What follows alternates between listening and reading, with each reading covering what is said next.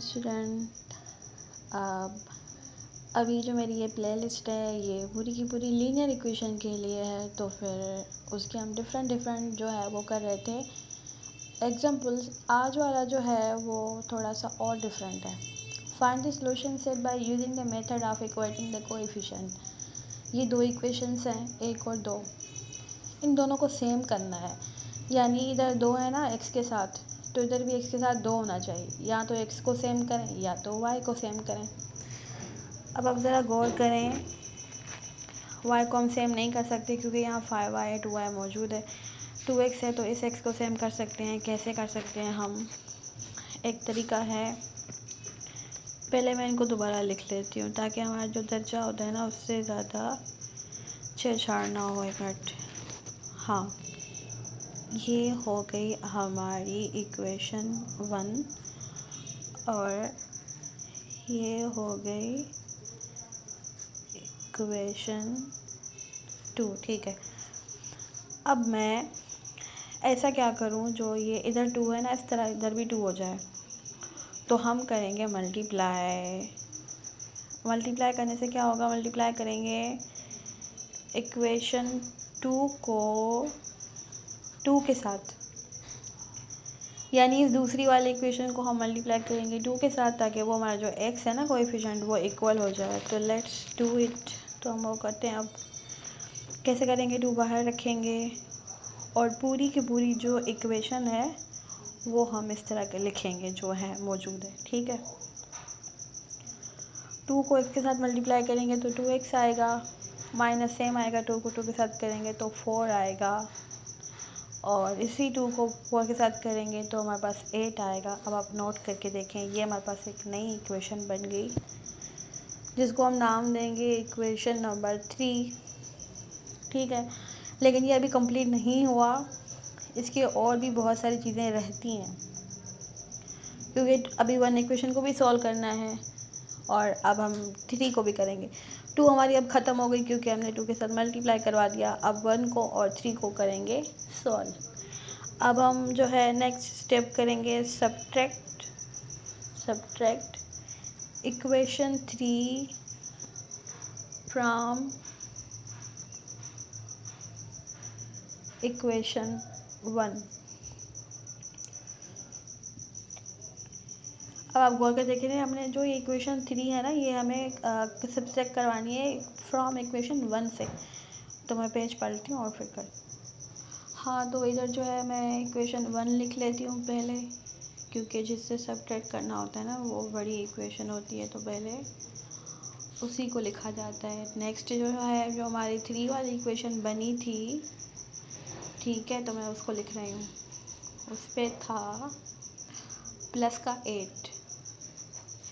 अब आपको पता है कि ये हो गई पॉलिनॉमियल्स की माइनस, और जब पॉलिनॉमियल्स की माइनस आ जाती है ना तो हमें जो है उनकी ओरिजिनल निशानियाँ जो होती हैं वो चेंज करनी होती है। मैं जो पेन है वो चेंज कर रहे हैं ताकि आपको जो चेंज है ना वो आपको नज़र आए। प्लस है तो माइनस हो जाएगा, माइनस है तो प्लस हो जाएगा। यहाँ देखिए कुछ भी नहीं है, इसका मतलब है प्लस है। इसकी ओरिजिनल जो सिंबल है ना वो प्लस है। जब मैं इसको चेंज कर रही हूँ ना अब होगा माइनस। अब जो है हम इसको माइनस करेंगे, जैसे मैंने पीछे लिखा था कि हम सब्ट्रैक्ट करेंगे। ठीक है, तो अब हम इसको माइनस ही करेंगे और मैंने पेन चेंज कर दिया ताकि आपको जो चेंज है वो नज़र आए। जो निशानी मैंने चेंज की है ना उसको गिनेंगे हम, ये ओरिजिनल वाले को छोड़ देंगे। इधर कुछ नहीं है, प्लस है, प्लस इंटू माइनस होता है माइनस। तो ये तो दोनों कट हो जाएंगे, अपोजिट साइन के हैं, 2 में से 2 जाएगा तो कुछ भी नहीं बचेगा। ठीक है, अब इसको करते हैं ये प्लस को ये plus, plus into plus plus होता है, यानी ये ऐड हो जाएंगे। 5 और 9 कितने, और 5 मैंने तो 9 ही बोल दिया। 5 और 4 कितने होते हैं? 9 होते हैं और y होता है, ये माइनस है ये माइनस है, माइनस इंटू माइनस प्लस होता है, तो मतलब इनको प्लस करना है लेकिन सिंबल हमें माइनस की देनी है और यहाँ पे आएगा 9। अब आपको मैं इधर ही कर देती हूँ, ज़्यादा डीप में जाने की ज़रूरत नहीं है। हमें चाहिए थी y की वैल्यू, y को हम कर देंगे सिंगल और माइनस का 9, और ये 9 मल्टीप्लाई में था, इधर आएगा तो डिवाइड में हो जाएगा। ये दोनों कट हो जाएंगे, हमारे पास बचता है सिर्फ और सिर्फ -1।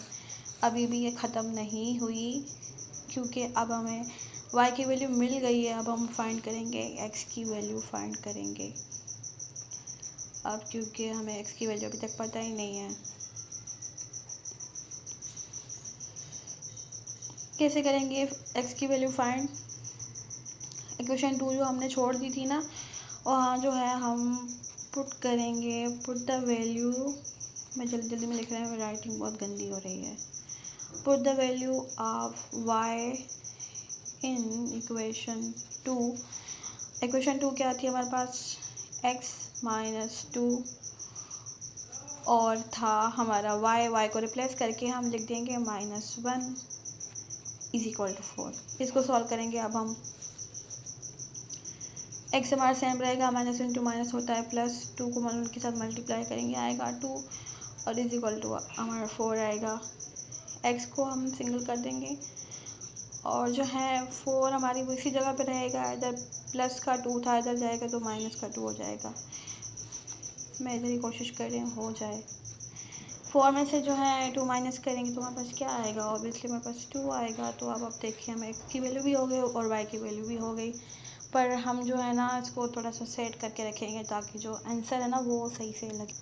अब मैं इधर ही लिख देती हूँ, थोड़ा सा अजीब लग रहा है लेकिन लिख देती हूँ मैं कि हमारे पास जो है x जो आ गया था वो था इज इक्वल टू 2 के, एंड हमारे पास दूसरा था y वेरिएबल, वो हमारे पास आया -k1 के। तो ये हो गया फाइनली जो ये हो गया आंसर हो गया। तो मैं आपको ये सीक्वेंस से दिखा देती हूँ कि हमने जो है वो कहाँ से इसके ऊपर स्टार्ट किया था।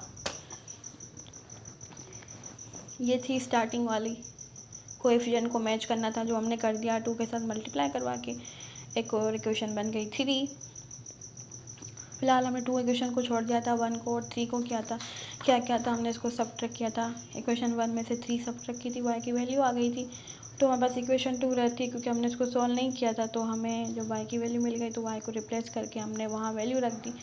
तो इस तरह करने से जो हमें x की वैल्यू भी आ गई। तो दोनों वेरिएबल की जो वैल्यू मिली हमें वो मिली, x इज इक्वल टू 2 आया and y is equal to -1 आया। मैंने बहुत सारे एग्जाम्पल करा के रखे हैं, आप देखें मेरी प्लेलिस्ट, और अगर आपको कुछ समझ में ना आए तो कमेंट में बताइएगा। Thank you.